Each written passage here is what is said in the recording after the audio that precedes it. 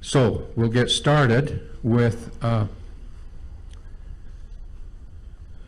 Mike Caldwell will take 2 minutes to introduce himself, and then Angela Castillo. Angel. Oh, I messed it up already. Okay. You brought an extra vowel. I made one mistake. I made one mistake last night, Angel, so hopefully that'll be the only mistake I make tonight. Right on. So we'll first hear from Mike Caldwell, then Angel Castillo, and then from Dan Tabish, and then John Thompson, in that order, 2 minutes each. Thank you, Mr. Hunter. And having attended classes here in the early 90s, this is a huge upgrade. So I appreciate what you guys are doing. Appreciate y'all being here. Appreciate the legislature getting involved and helping to fund this. I also want to thank the candidates. For those that haven't put their name on a ballot before and asked for your vote and your support, it's one of the hardest, scariest things you can do. So huge props to Angel, Daniel, and John for putting yourselves out there, and I look forward to sharing some ideas with you tonight. It is a really unique thing to do.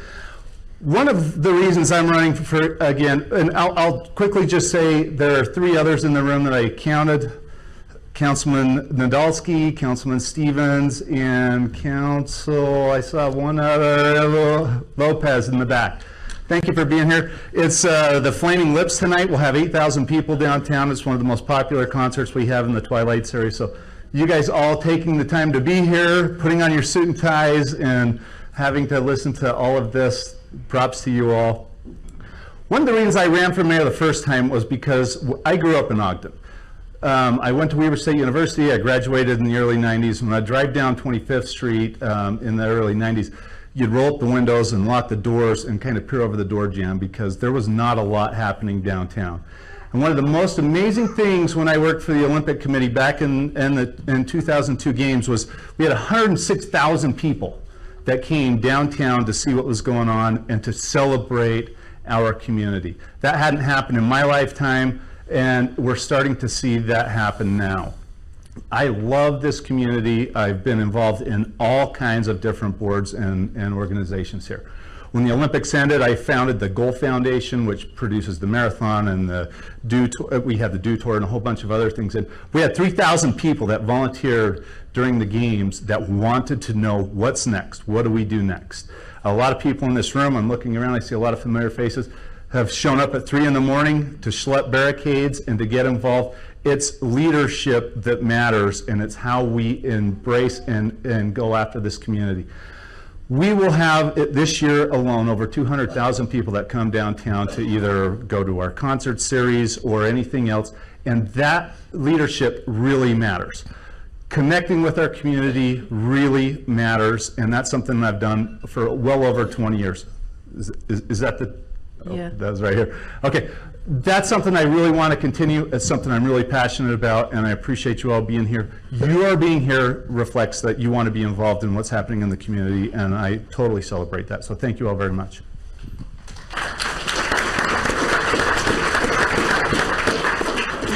Thank you, Hello, Angel. everybody. I am Angel Castillo, and I am running for Ogden Mayor. I am an Ogden City Planning Commissioner, and that's a unsung hero sort of job. It's mostly volunteer. We just got a small stipend, but the long and the short of it is it's a role that's very important to decide where things go and how we expand. I am not from Ogden. I chose to be here. I came here in 2014 for the USA Cycling Masters Nationals. I was racing, and I fell in love with the town. I fell in love with the people who were warm and open and friendly, and I never knew I could be emotional about mountains until I saw them. and it's something extraordinarily special. And I went home, and I wouldn't shut up about moving to Ogden. And the only reason my fiance and I didn't move back to Ogden that very same year is we had to wait for a commercial lease to expire. But I was all in from the moment I was here, and my fiance was sold in about 8 hours. And the reason that I'm running is I want to address housing affordability, I want to address public safety, and I want to address education, and that's a lot. But the reason I joined the Planning Commission and why it's important to me as far as affordable rental housing goes, I came from a place with a housing crisis. I came from a place with a homeless crisis. I do not want that happening here, not on my watch. And so I am doing everything that I can to make sure that I connect with the community and talk to people and find out what they need. I'm a marketing consultant. I've been a marketing consultant for over 10 years, and I get hired to solve people's problems. They bring me in when their sales are flat. But here's the secret about being a marketing consultant. It's all about communication. When I go to a job and a client, I talk to everybody, from the janitor to the filing clerk, from the president to the vice president, because you can only solve problems when you involve an entire community. And that's what I think is lacking here in Ogden, a connection to the community from the administration. And when I'm elected, I pledge to hold a town hall every quarter, because what you say is important to me. Your voice is important to me. Thank you.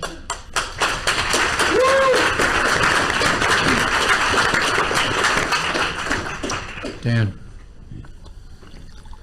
Hi, everybody. Thanks for coming out. I want to thank Weber State and the Olene Walker Institute for putting this up for us today. Bob, for organizing this. I'm sure you had a big hand in that, so thank you. Everyone that came out on your busy night, I'm sure you had family things you could do, so to come listen to a bunch of politicians talk can't be the greatest thing, but appreciate your time. Anyway, the reason I'm involved in this is Ogden's facing some challenges, serious in my book. We have anemic economic growth, we have high taxes, and our violent crimes in the city have been growing. So I've got a plan to change that. I'd like to bring in businesses to help with the anemic economy. I'd like to work with the police force, get our community policing rallied around walking the beat, help lowering crime. And then also try and lower taxes once we get the economy rolling. We can bring in businesses very easily just by recruiting heavily. There's businesses that have wanted to come, but certain obstacles with red tape that's existing in the politics right now, we've got to get rid of those and bring those businesses here to Ogden. Anyway, I'm not going to take 2 minutes because I'm not a seasoned politician yet, so I'll let the rest of them talk.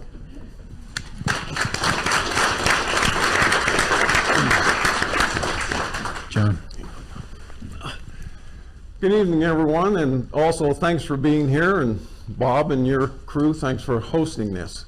I grew up, well, I moved to Ogden in 1961, graduated from Ogden High last century, not quite as old as Bob, but close, and went to Weber State when this, I think, was one of the buildings that occupied those 4 single-story ones. So that's how far we go back. Unfortunately, I majored in a fraternity and minored in a sorority.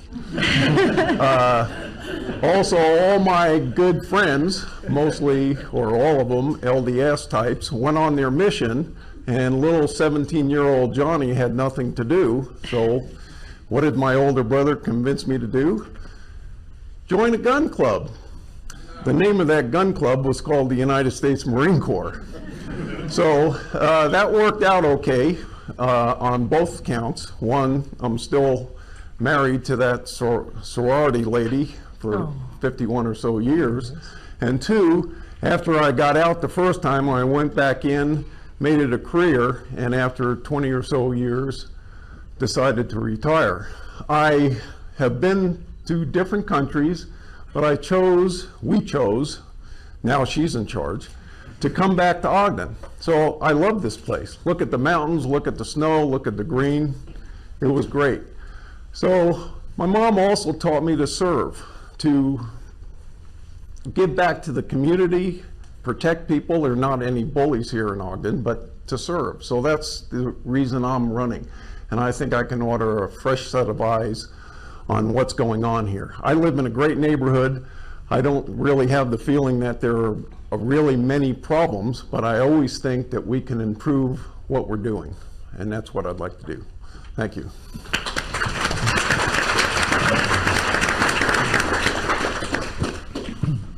Thank you. Now, on the questions, I'm glad that you all applauded for our candidates, and again, we're pleased that they are sacrificing what they are in order to run for office, but let's not applaud on the question answers, but at the end, we'll give them all a nice thank you for coming and making their presentations. So the first question is, I sent out a keepers today. I send out an inspirational quote to about 500 people every day. Some of you receive it, some of you do not. If you'd like to, you can talk to me after. But one of the things that I read today ties in with the first question. It is, authenticity requires a certain measure of vulnerability, transparency, and integrity. So the question is, and we'll start with Angel, how can we engage the community in an authentically transparent way? Excellent question. I'm actually going to defer to something that the City Council has decided to take on their own initiative, and it's something that I think probably should have happened from an administrative standpoint. If you didn't know it, your City Council paid for an outreach program to find out what everybody wants and needs. You could participate online, you could go to a public session. I believe that we need to have that on a regular basis. And I believe that needs to be through town halls. And when I say town halls, I don't mean, hey, you've got 3 minutes at City Council where everybody sits up on a dais and you're really on the low level and it feels really weird and it's uncomfortable.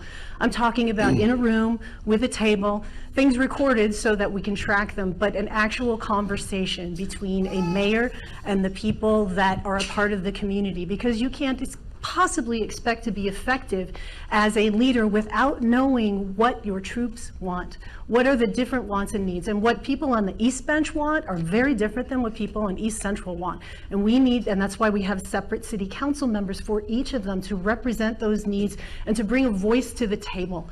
So that's how I would start, with having regular interaction through an official town hall and being on the boots on the ground and available. Thank you. Thank you. Dan, how can we engage the community in an authentically transparent way?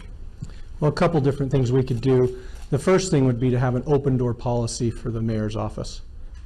Seems like about 8 years ago, that was an open door policy. And as a business owner, if I needed to talk to the mayor, I could reach him. I could walk in, get up to his office. He did have somebody there at the door to stop me, so I couldn't walk right on in. But he'd give me 5 minutes if I needed it, and I took advantage of being able to have that open door policy. Another thing we could do is, with our community policing, is have the men and women in blue out walking their beat and becoming more part of the community. When you're walking around, you're talking to people in their yards, asking them how things are going. I think you can connect with the community more, and I think that's very important to help lower crime as well as understanding what's happening in the community. Thank you. John? Can you repeat the question How again? how can we engage the community in an authentically transparent way? Okay. I've had complaints with the city, or basically I've learned in my years to maybe ask just a question first before you make it a complaint. All of those complaints were satisfactorily resolved either by the administration or by a council member, and I commend both sides for that.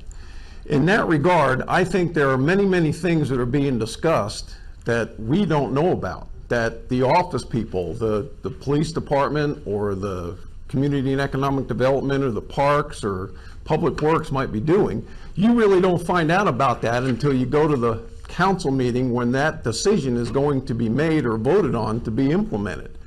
So I would start right off the bat on that, is trying to have some other type of update, if it's not monthly, maybe quarterly or so, that goes out with the utility bill to say, this is what is going on in Ogden, and here's a point of contact that you can come and contact if you have concerns or interest in it.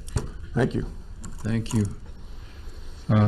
Mike, how can we engage the community in I would say in 8 years in this office, I haven't closed my office door once. And I've met with a number of different people in this room, and we sit on all kinds of boards and other groups that talk to us regularly.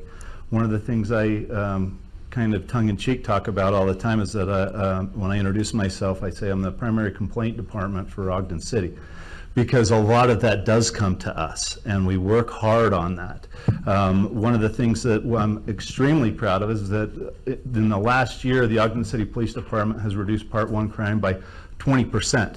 And it is by walking the beat and doing different things. Chief Randy Watt has done an amazing job in recognizing how we proactively police our communities, how we reach out to our neighborhoods, how we understand what's going on. And I would say that there hasn't been a more responsive administration when those things come up than we have currently. I'm really proud of the work that they've done. One of the challenges we have, not just in Ogden, but across the entire Wasatch Front, is that there are 600 open positions in law enforcement. And so how do you fund that? How do you take care of that? How do you open those conversations and keep people invested and involved in what's happening in their neighborhoods and communities? You all have a bigger influence than anybody recognizes in calling in, talking about it, and reporting what you're seeing. So that's part of how we keep that dialogue going and how we proactively take care of our community and make it safer. Thank you. That's the end of the first question. The second question, Dan, is what is your understanding of race relations in our city, and what is your plan to address it? Well, I haven't noticed any major race relation issues in Ogden. I'm in downtown Ogden on a regular basis. I have investment properties where I go door to door to talk to my tenants, and I'm in those neighborhoods on a regular basis where there's every race you can think of in downtown Ogden. And the neighbors are happy, they hang out together. I haven't witnessed any race relation problems myself, so if there is a problem, I'd address it immediately and step in, but at this point in time, I don't see it as a problem. Thank you. Angel, how would you address race relations in our city, and what is your understanding of them? Well, first I'd like to point out that I believe Mr. Tabish is completely wrong in the fact that we do not have race relation problems. I've held meetings with Black Lives Matters. I've been to an NAACP meeting, and at those meetings I have heard fear. We still have young black women in this community that are afraid that people are going to hurt them, that they're being discriminated on a regular basis. And I know this because I'm in the community, and I've been talking to those groups, asking them what it is that they need. And what those groups want and what those groups need is connection. And while it's been referred to that we do have some foot patrols, we are sorely remiss in having foot patrols in the communities that need us the most in East Central. And the reason, when I've spoken to Chief Watt and I've spoken to other officers, the reasons that we don't have them is that we don't have enough officers. Our officers work really, really hard, and they're paid between $7 to $10 less than Salt Lake City. We're losing officers at an alarming rate. And in order to make sure that we can connect with those communities, we're going to have to come together as a community, operate on some free resources from the NAACP for mediation, and begin to make that bridge and heal our communities of color in connection with the rest of our population so we can continue to grow as a city. Thank you. John, race relations. I am not aware of any problem with race relations in city, and I hope that is true, and therefore I also hope that remains true. If it does come about, I don't think there's any excuse or reason for it, and especially if it's done by a city official or an employee, it should be addressed immediately, because in this city, state, and country, that is not what the founding fathers had originally intended for us to do. We have to treat everybody as an individual, regardless of their race, their culture, their background, or anything else that might pertain in that area. So again, I hope it's not a problem, but if it ever does become one, it should be addressed immediately. Thank you. Mike? This year, the Ogden School District just went over 50% in terms of its diversity level. And so that's something that we have recognized, and we put an officer of diversity in my office on the 9th floor. We have a diversity commission, and we have a diversity officer in the Ogden City Police Department. They're all bilingual. They're all looking to bring more voices together and to hear more of what's happening in our community. We've been very proactive in recognizing that and trying to serve those diverse populations. Far more so than has happened in the past, and that's something that we expect to continue. It's critical that all of those people feel like they have a pathway to success in Ogden City. One of the huge initiatives, and I talk with Brad Mortensen all the time at Weber State, is how do we develop our workforce? How do we get kids from the school district level to recognize that they have opportunities in Ogden City where they can advance themselves? Ogden City's been recognized as one of the most mobily, economically mobile communities in the entire United States of America. That's something I'm extremely proud of, and that is bringing all of those voices together and understanding how to communicate to them, and we've done that in a big way. As Thoreau said a number of different times, what you do speaks so loudly I can't hear what you say, and we have done a lot of those initiatives to bring more diverse voices and to listen to them over the last 8 years. Thank you. Question number 3. How can we support a sustainable safety net for the most vulnerable in our community? This relates a little bit to question 2, but it's more of a broad question about the demographics of our community. John, you're first. How can we support a sustainable safety net for the most vulnerable in our community? Good question. Yes, I have a lack of words right now. I guess I would first determine, or what I would need to know is some more information on that, on what do we mean by the most vulnerable. And then once that question is answered, you have to ask yourself, or I would ask myself, what is the responsibility of a city in regard to helping those people that fell out or were not included in that safety net? I think you start off, obviously, with safe neighborhoods. You give them a safe environment. If there are helps or if there are needs, whether it be food or housing or education or clothing or whatever, you can have some type of, those type of volunteer organizations to provide that type of help, and the city, I would say, could probably coordinate that. But it gets back to, I think the first thing is that how much does the city want to get involved? Regardless of what you want to do, it's probably going to cost money, and that means it goes to the council, and people are concerned with taxes. So where do you go from there? Thank you. Mike, sustainability for the most vulnerable.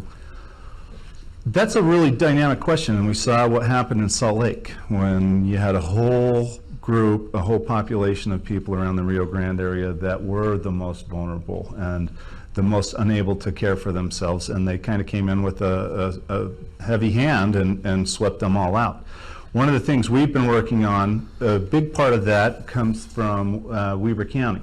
Weber County does all of the health and human services, and so how do you coordinate what the county serves and what the city does? The city's in a position where we take care of the symptoms for the most part. So when you're having homeless issues and drug and crime related things happening, we take care of the symptoms. The county's in the position with the health department and some other groups to provide treatment and to get people on their feet. We had a meeting just on Tuesday with the county commissioners that came in and talked about what they're doing to bring people out of intergenerational poverty and how they're providing services for families. One of the things we need to do is work with the school district. If the city goes and knocks on somebody's door that's in a vulnerable position, chances are they're not going to answer it. The school district has the best touch with those kids that are most vulnerable and need the most help. And so our working with the school district is critically important in providing the services that the county provides. Thank you.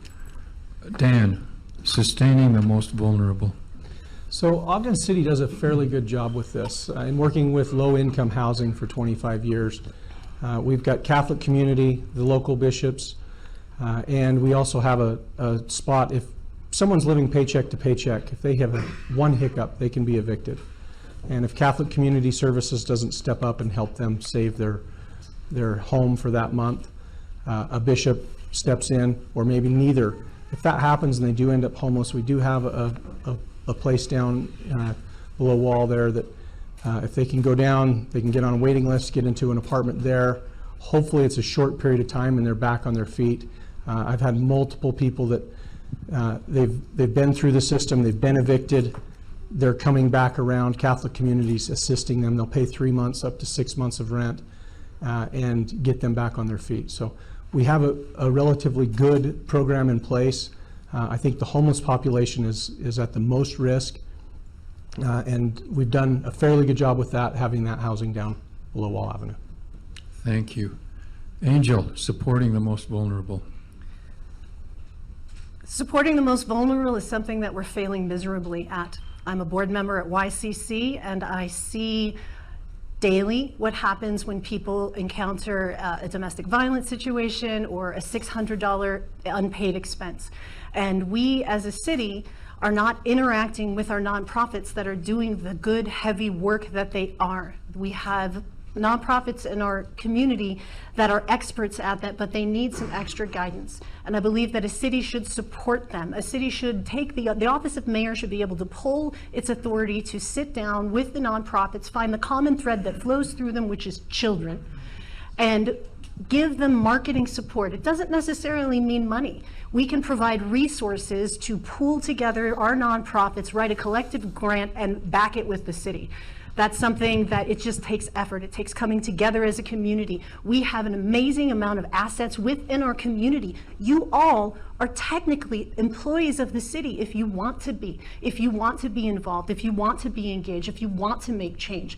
And then the number one thing that we can do that other cities are doing that we are not is you can apply for grants to pair a social service worker with a police officer. They walk around with an iPad so they connect them to the services that they need.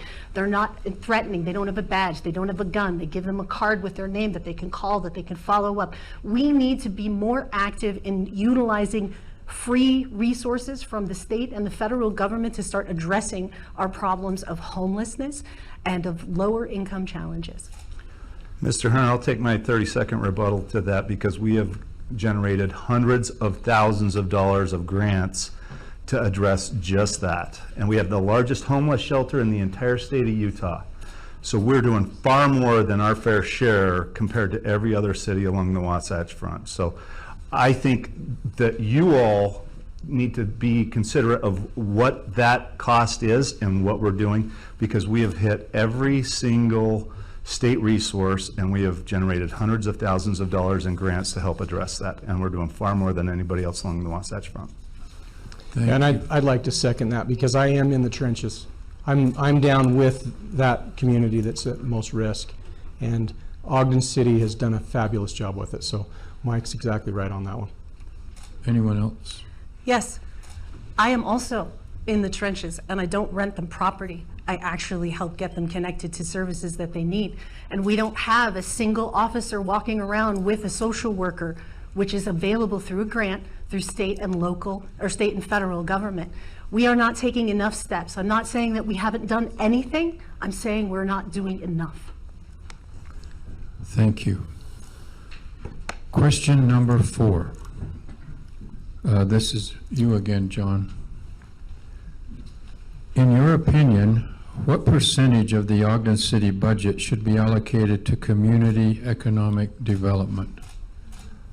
That is a very good question. One, what do we mean by economic development? When you have a vacant building, hopefully, I would assume most of those buildings, the property owner is still paying the taxes on it. So in regard to the city, is the city an employment agency? Does it go out and recruit the businesses, or is that the owner of the building or other businessmen that's required to try to get somebody in there to fill that building or to get new jobs into the city? I have advocated, as somebody passed me before this started, that I'm the perennial candidate. And in Ogden City, I've always advocated to the effect that I think it would be more important, and I think it's a better investment of our money, that if we went after to improve neighborhoods and other services to make Ogden a desirable place to live first, and then maybe work or work from.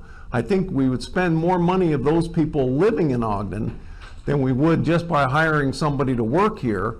with whatever that percentage might be that they leave at the end of the day, and most likely you're spending their dollars at the areas where they live or are commuting to. That minute goes by fast. Thank you.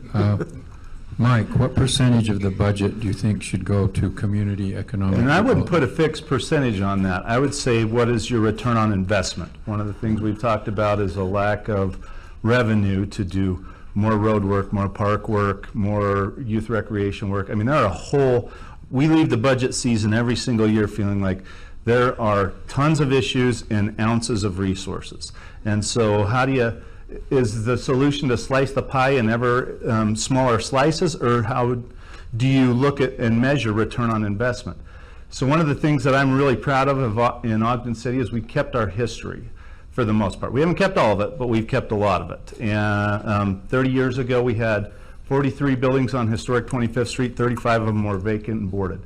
3 years ago, it was rated by the American Planning Association as one of the top 10 streets in America. So how do we keep that history, tell our story, and make sure that we're bringing in good qualified jobs? I don't want to be Lehigh. A lot of people have talked about what's happening south of Salt Lake City. We don't want that. We want to see what's happening here. We want to appreciate our history and what's happening, but you do that through return on investment on those different projects. There's not one fixed percentage that is the magic dollar sign. It's how do we measure what it's going to bring in, how many jobs it's going to provide, and whether we're retaining and celebrating our history. Thank you. Angel? I'm not going to give it a percentage, but I am going to talk about some numbers. Last year, we spent $17.9 million on developing commercial property, and this year we're going to spend just about another under $20 million. We have a $200 million budget, and half of that goes to public service, police, fire, as it should. But I think that we should, rather than be investing money and acting as a developer, building commercial property, I think that we should be focusing on the just under 19,000 businesses that are already here.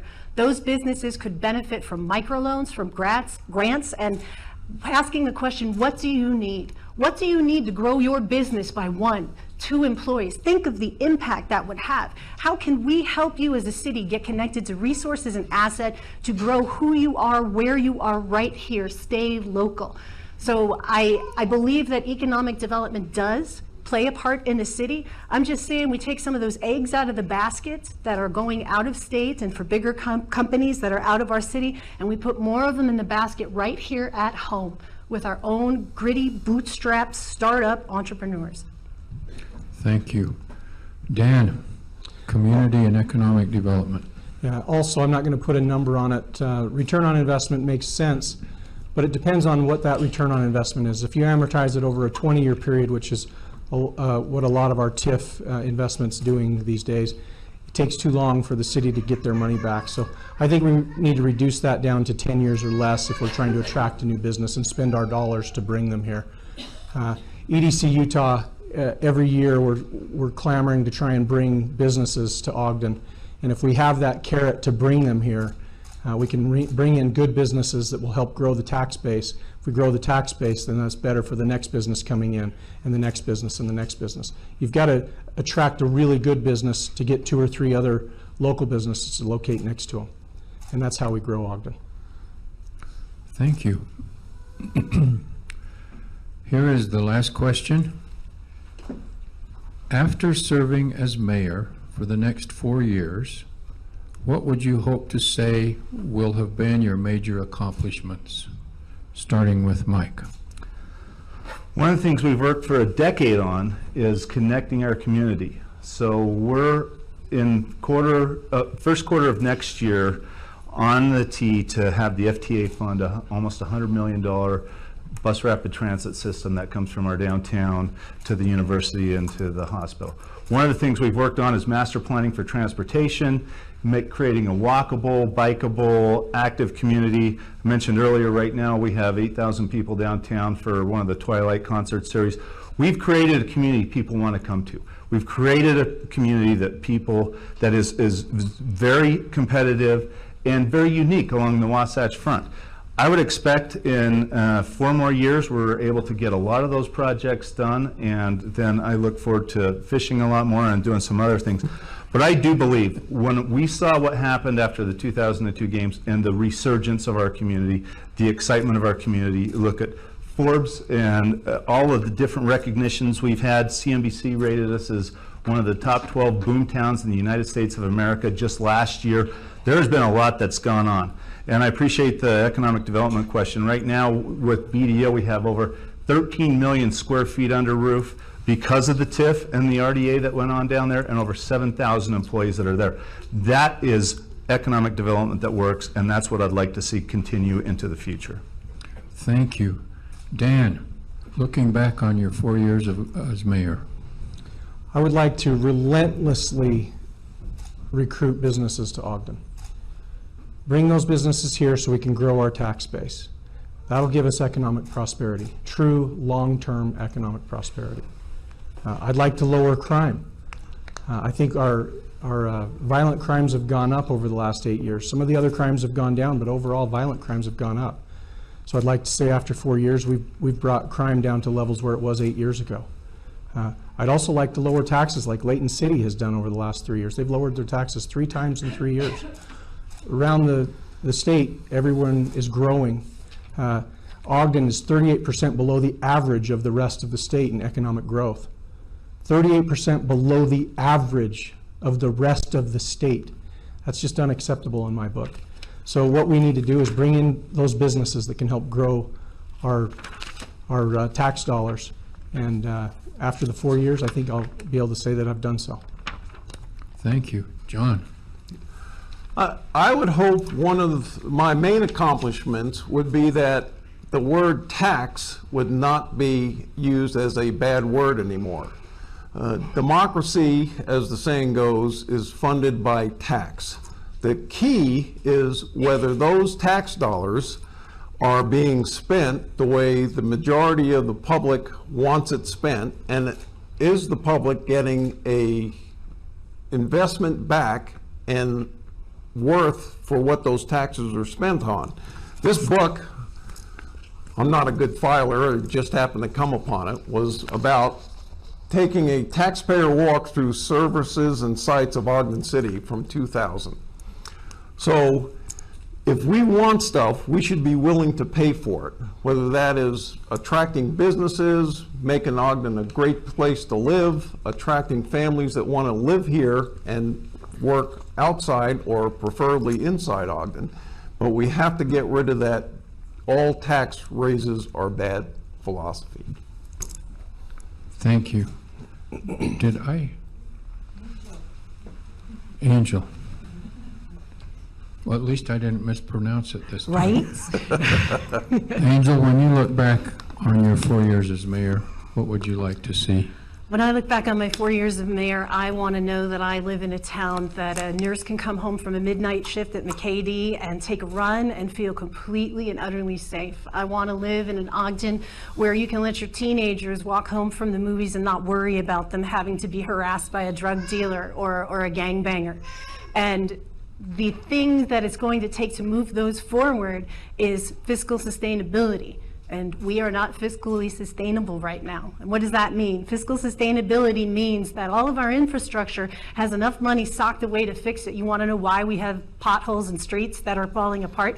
It's because we've been putting all the eggs and doing other stuff rather than replacing. Right now, I spoke to the engineering department. There are $20 million worth of sidewalk to be repaired that are at priority. And that's not the streets. I asked for the number on the streets and they're like, oh, I'm gonna have to get back to you on that. So it's not a sexy thing to campaign on, but I'm here to tell you that I'm gonna hire a consultant to come in and do a top to bottom analysis that specializes in doing just that for cities, fiscal sustainability. You can find that particular group on strongtowns.org. It's something that we need to do as a city, and in order to have that vision of safety and prosperity, we're gonna have to figure out how we invest in our infrastructure, and I consider our police department infrastructure. Thank you.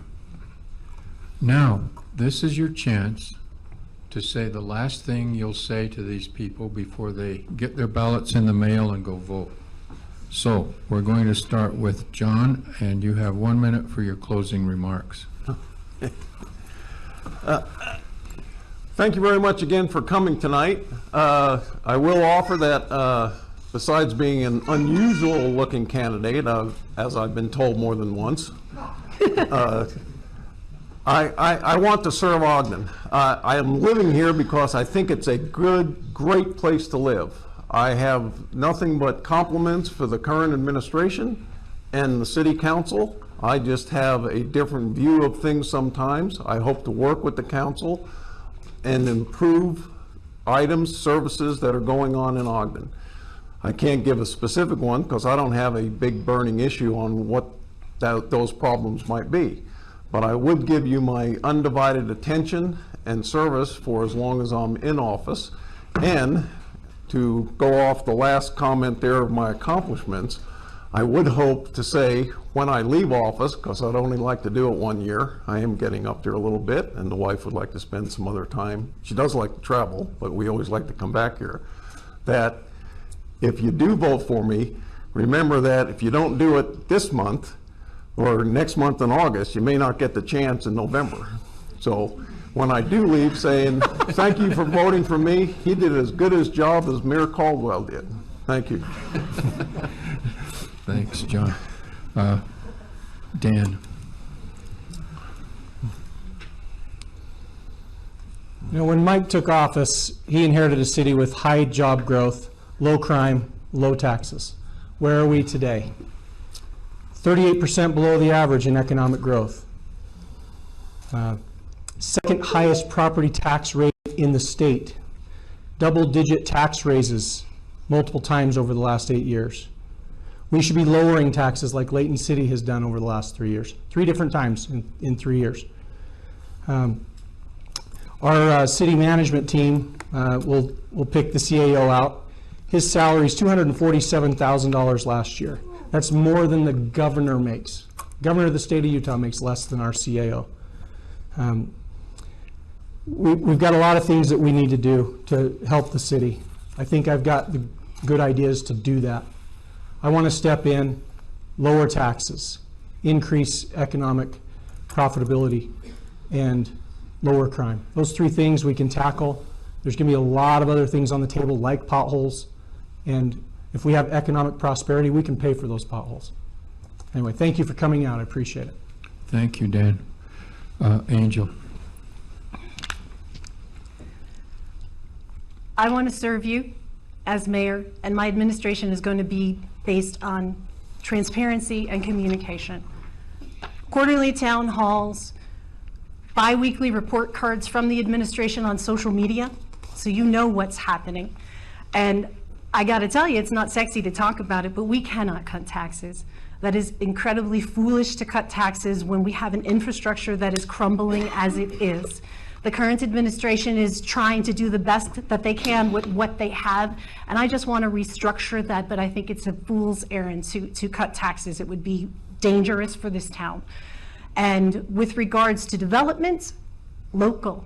19,000 businesses already here. By the power of one, expand them. Our schools need our connection with our community. Our at-risk populations need our connection as a community. And I'm going to be at every single social event, every fundraiser. You will be able to access me and talk to me and tell me what you want and need. That's the question I always ask everybody. What do you need? How can I help you get what you need? So August 13th, right around the corner, check the box, vote for me, Angel Castillo. Thank you, Angel. Mike. Thank you, Mr. Hunter, and again, I appreciate everybody being here. I'm going to refute a little bit of what Mr. Tavish said. That's not accurate at all.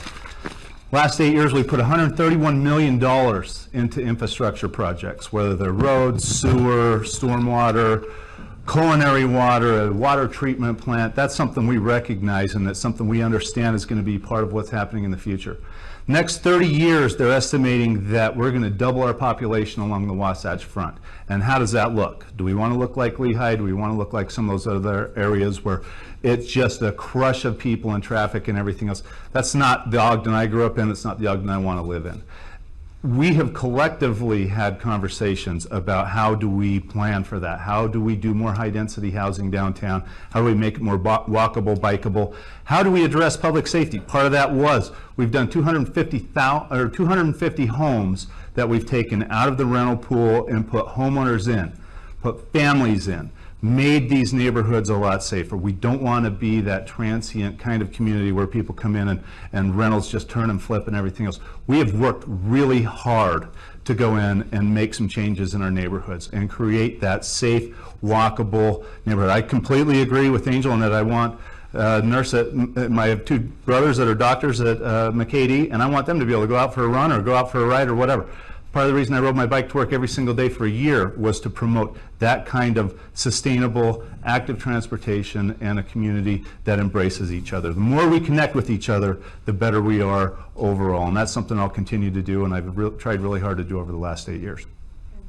Thank you.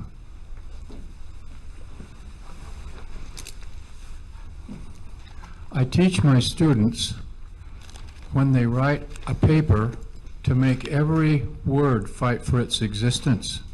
I'd like to congratulate these candidates tonight. We've actually finished this up in less than an hour. And so you would get an A for me if you were in my class. I forgot to recognize Nick Lambert, who is the technical leader for this entire complex here, and he's done a great job.